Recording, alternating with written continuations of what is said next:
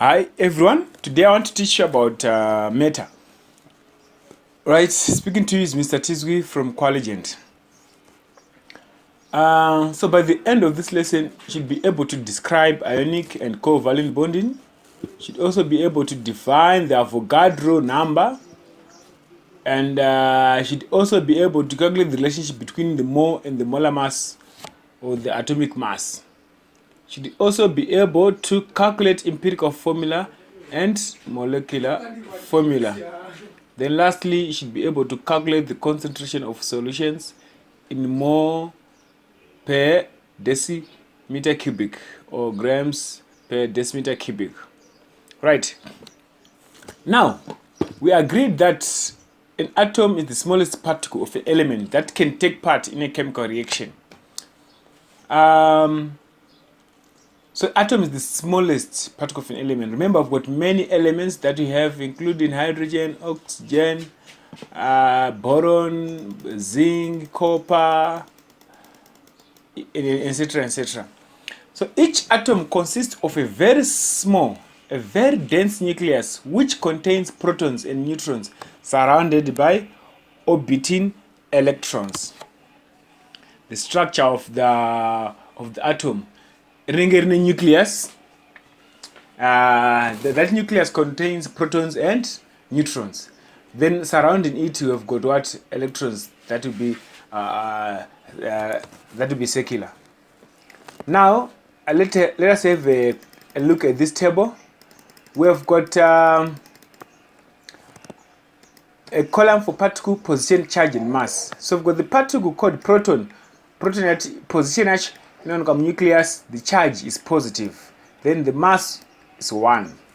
Now the neutron is found in the nucleus. The charge is 0, which is neutral, and the mass is 1. Electron. What is the position? Is the atomic shells that will be around the nucleus. Then the charge is negative. Then the mass is 1/1840. Right. Now we have what we call the nuclide notation.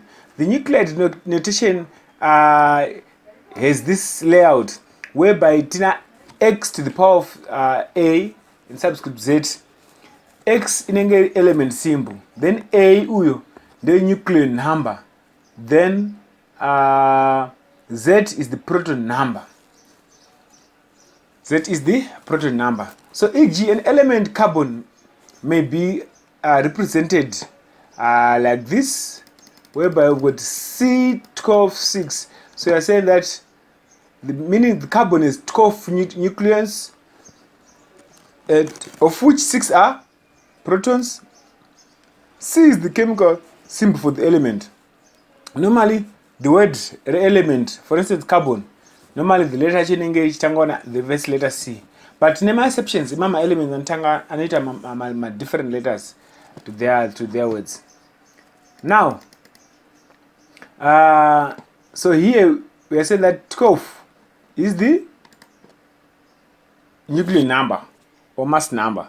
Then 6 is the proton number or electron number. Now, let us define another important concept, the mass number. What is the mass number? So the mass number is the number of protons and the neutrons in a nucleus. As we have seen here, that the mass for electrons is 1 divided by 1840, which is a very insignificant figure. Right? Let's have a look at what number is that as a decimal.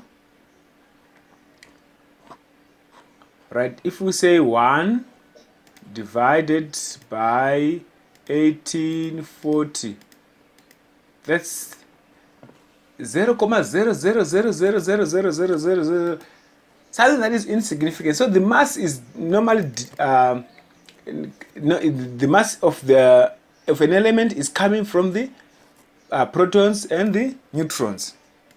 So the atom has no charge. It's electronically what? Neutral, because the number of electrons is equal to the number of what? Protons. The number of protons, remember we said electrons, they are negatively charged. Protons, they are positively charged. So at the end of the day, when they combine, they become what? Neutral. The number of electrons is always equal to the number of what? Protons. Okay, let's have a look at what we call isotopes. Isotopes, what are isotopes? Isotopes are atoms of the element with the same number of protons and electrons but different number of neutrons, e.g. chlorine. Chlorine, okay, see, you've got chlorine with the mass number of 35. You also have the other one with the mass number of 37 here. So we can say these are isotopes. Same element, same number of protons, same number of electrons, but different what? Number of what? Neutrons. These are what we call what? Isotopes. So oxygen also is another example. We can talk of oxygen. We've got two isotopes, oxygen 16 and oxygen what? Oxygen 18. Right? We also have carbon. Carbon has two isotopes, carbon 12 and carbon 16. So how do you calculate the number of neutrons? Remember, we said that the mass of an atom is given by the number of neutrons plus the number of protons. So number of neutrons is equals to mass number minus proton number. Right? Mass number plus proton number. Okay.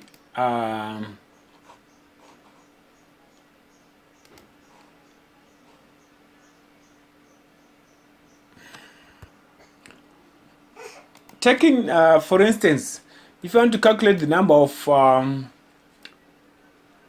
neutrons in a chlorine atom, we say the mass number 35 subtract 17 to get what? To get 18 neutrons. So 18 will be equal to that, to the number of will be equal to the number of neutrons. Right.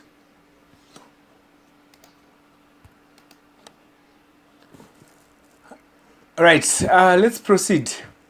So oxygen with the mass number of 16, subtract the proton number, will get the number of what? Neutrons.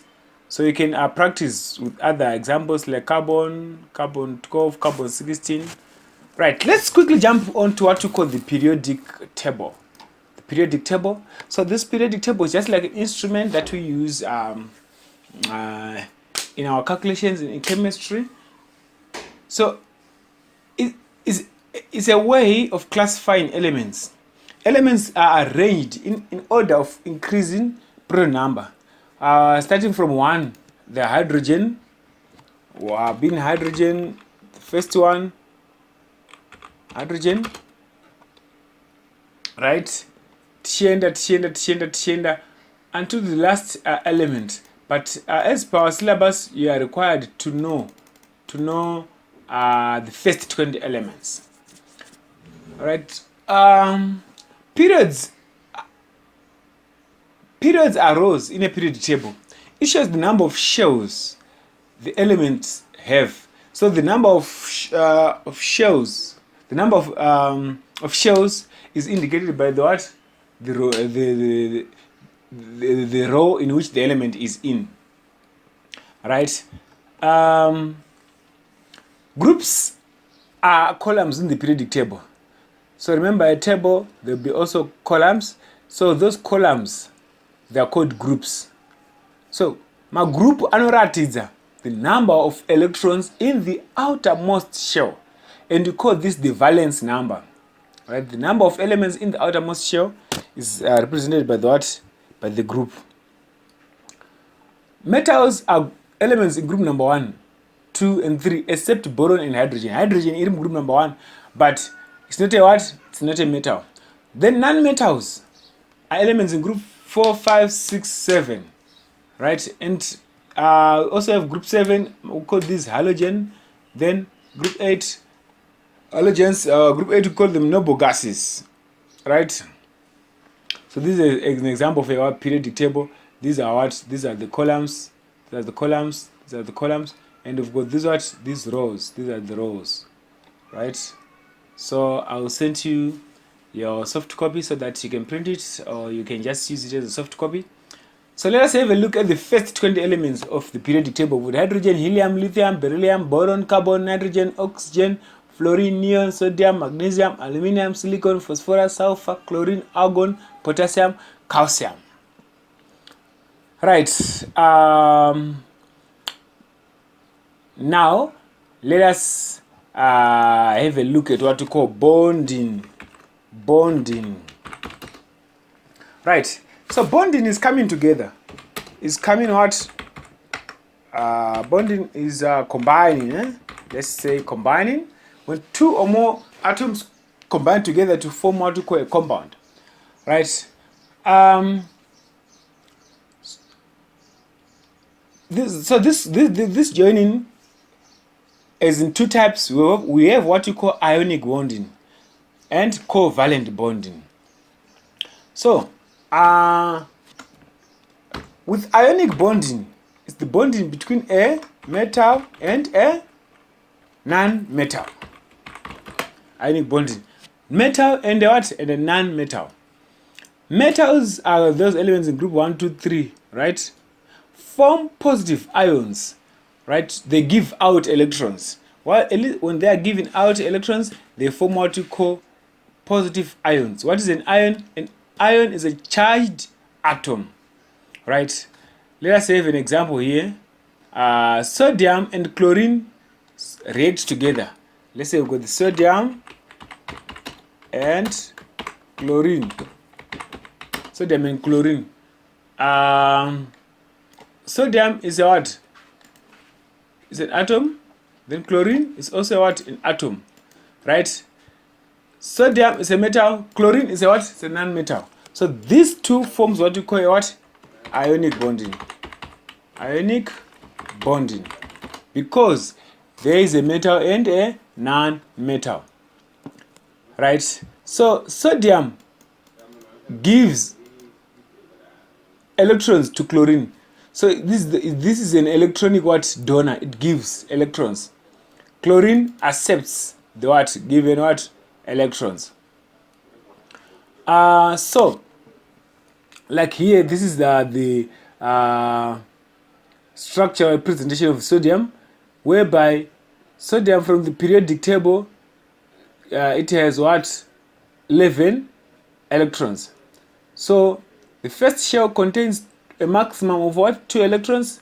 Then the second shell contains a maximum of 8 electrons. So 2 plus 8, now I have 10. Then the last shell, I think it is 1 element at the most outer shell. Now chlorine, it is 7 in the outermost shell, so it needs 1 for it to be complete. So how do you do this ionic bonding? Pekutanga uno draw your atoms, label NaCl. The other one wakasama cross, the other one you put my dot.